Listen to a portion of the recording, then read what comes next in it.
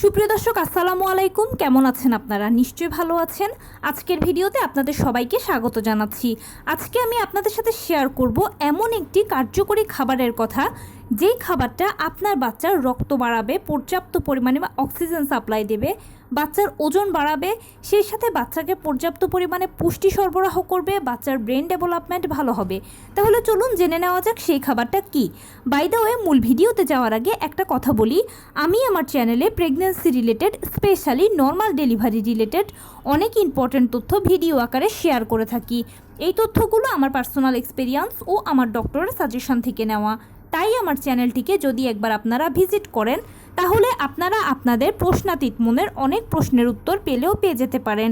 এবারে চলুন মূল আলোচনায় যাওয়া যাক। আমি শুরুতেই বলেছি আজকে আলোচনা করব এমন একটি যুগান্তকারী খাবারের কথা, যে খাবারটা আপনার বাচ্চার রক্ত বাড়াবে, ওজন বাড়াবে, অক্সিজেনের সাপ্লাই ভালো করবে, বাচ্চাকে ভালো পুষ্টি দান করবে, বাচ্চার ব্রেন ডেভেলপমেন্টে ভালো হবে, বাচ্চা বুদ্ধিমান হবে, বাচ্চার ত্বক ভালো হবে। এবারে চলুন জানাচ্ছি সে খাবারটা কি। সেই খাবারটা হচ্ছে প্রোটিন সমৃদ্ধ খাবার। আপনি ঠিক শুনেছেন, প্রোটিন সমৃদ্ধ খাবারগুলো আপনার বাচ্চাকে এই সব কিছু দিতে সক্ষমতা রাখে। এখন কিভাবে এগুলো বাচ্চারা সব কিছু করতে সক্ষমতা রাখে? দেখুন, প্রোটিন সমৃদ্ধ খাবারগুলোর কথা যদি প্রথমেই বলি, তাহলে আসে কি মাছ, মাংস, দুধ, ডিম। এগুলো হচ্ছে প্রাণীজ প্রোটিন। আর উদ্ভিজ্জ প্রোটিনের মধ্যে হচ্ছে বিভিন্ন ধরনের ডাল। এছাড়া আরও অনেক কিছু আছে, কিন্তু এগুলো হচ্ছে বেশ কমন। এখন এগুলো এক একটা আপনার বাচ্চাকে এক একভাবে সহায়তা করবে। আপনি যদি মাছ খান, তাহলে অবশ্যই বড় মাছ, ছোট মাছ, সামুদ্রিক মাছ এগুলো নিয়মিত খাবেন। মাংস যদি খান, গরু, মুরগি, খাসি যে কোনো পশুর কলিজাটা খাবেন। সেই সাথে প্রতিদিন দুধ খাবেন, 2টো করে ডিম খাবেন। ডিমে থাকা কোলন আপনার বাচ্চার ব্রেন ডেভেলপমেন্টে সহায়তা করবে। দুধ তো আদর্শ খাদ্য, যেখানে কোন ভিটামিনটা অনুপস্থিত আছে সেটা একবার বলুন। তাই অবশ্যই নিয়মিত কুসুম 1 গ্লাস দুধ খাবেন। তবে চেষ্টা করবেন 250 ml দুধ খেতে, অথবা 1 পোয়া দুধ খেতে। এটা আপনার জন্য ভালো হবে, বাচ্চার জন্য ভালো হবে। যে কোনো পশুর কলিজা আপনি নিয়মিত খাবেন, এটা আপনাকে খুব ভালো আয়রন সাপ্লাই করবে। আর ডাল তো অনেক ভালো, যে কোনো ডাল, মুগ ডাল, মসুর ডাল, বিউলির ডাল, অড়হর ডাল, যে কোনো ডালকে ভালোভাবে ধুয়ে অল্প মশলা দিয়ে একটু ঘন থকথকে করে রান্না করে খাবেন। কেননা পাতলা ডালের থেকে ঘন ডালের উপকারিতাটা অনেক বেশি। এই ধরনের প্রোটিন সমৃদ্ধ খাবারগুলো যদি আপনি নিয়মিত খান, আপনার খাদ্য তালিকাটা এমনভাবে সাজান যেন সবগুলো খাবারই সপ্তাহে ঘুরে ফিরে থাকে। যেমন ডাল, দুধ আর ডিম, এই 3টে খাবার প্রতিদিন আপনার খাদ্য তালিকায় রাখবেন। সেই সাথে কোনো দিন মাছ, একদিন মুরগি, একদিন গরু, একদিন খাসি, কলিজা এভাবে ঘুরে ফিরে রাখবেন। কলিজাটা কিন্তু বাদ দেওয়া যাবে না। এটা সপ্তাহে অন্তত 3 দিন খাওয়ার চেষ্টা করবেন। এটা খুব খুব খুব ভালো আয়রনের একটা উৎস। এটা আপনার জন্য উপকারী হবে, বাচ্চার জন্য উপকার হবে। আর গর্ভাবস্থায় একটা শিশু যদি পর্যাপ্ত পরিমাণে পুষ্টি পায়, পর্যাপ্ত পরিমাণে অক্সিজেন পায়, যথেষ্ট পরিমাণে রক্ত তার শরীরে যদি সরবরাহ করা হয়, এবং সেই সাথে অক্সিজেন যদি সরবরাহ করা হয়, তাহলে সেই শিশুটা আলহামদুলিল্লাহ সুস্থ থাকবে। তার শারীরিক বিকাশে কোনো অসুবিধাই হবে না। তার শারীরিক বিকাশ প্রপারলি হবে, এবং জন্মের পরেও এই শিশুটা ভালো থাকবে। এমনকি সবথেকে বড় সুবিধা হচ্ছে, এই ধরনের প্রোটিন সমৃদ্ধ খাবারগুলো মা যদি রেগুলার খান, তাহলে মাও সুস্থ থাকবেন আর বাচ্চাও সুস্থ থাকবে। আর আপনারা মা বাচ্চা যখন সুস্থ থাকবেন, তখন কিন্তু ডেলিভারিটা নর্মালই হবে। কেননা সিজার তখনই করানো হয় যখন মা ও বাচ্চার কোনো জটিলতা তৈরি হয়।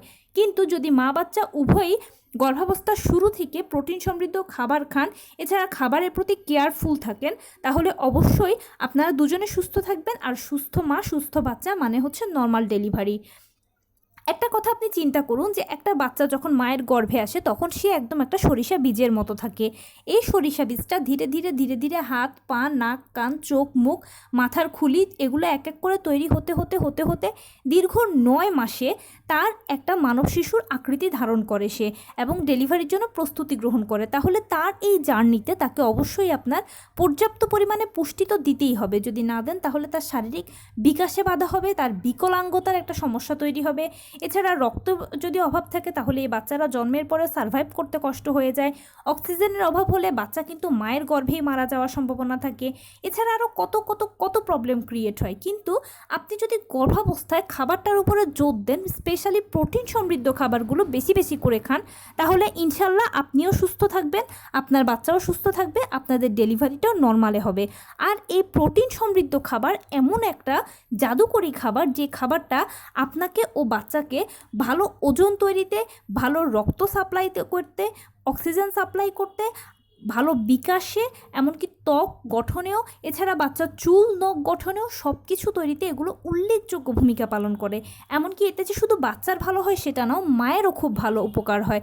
সেজন্য গর্ভাবস্থায় নিয়মিত প্রোটিন সমৃদ্ধ খাবার খেতেই হবে আপনাকে। আর শুরুতেই বলেছি যে খাদ্য তালিকাটা এমনভাবে তৈরি করবেন যেন নিয়মিত প্রতিদিন আপনার মধ্যে কিছু না কিছু প্রোটিন জাতীয় খাবার যায়। এতে আপনার জন্য ভালো হবে, বাচ্চার জন্য সবথেকে বেশি ভালো হবে। এছাড়া এখানে একটা ইম্পর্ট্যান্ট টিপস দিয়ে রাখি, যখনই প্রোটিন সমৃদ্ধ খাবারগুলো গ্রহণ করবেন তখনই পাতে এক টুকরো লেবু রেখে দেবেন। লেবু যেমন আপনাকে ভিটামিন সি যোগান দেবে, ঠিক তেমনিভাবে আয়রনের ভালো অ্যাবসর্পশনে খুব ভালো সহায়তা করবে। আর আরেকটা শেষ কথা বলি, বোনাস কথা, যেটা না বললেই একেবারে নয়, সেটা হচ্ছে যে প্রোটিন সমৃদ্ধ খাবার তো খাবেনই, তবে তার মানে এটা নয় যে শুধুই প্রোটিন জাতীয় খাবার খাবো।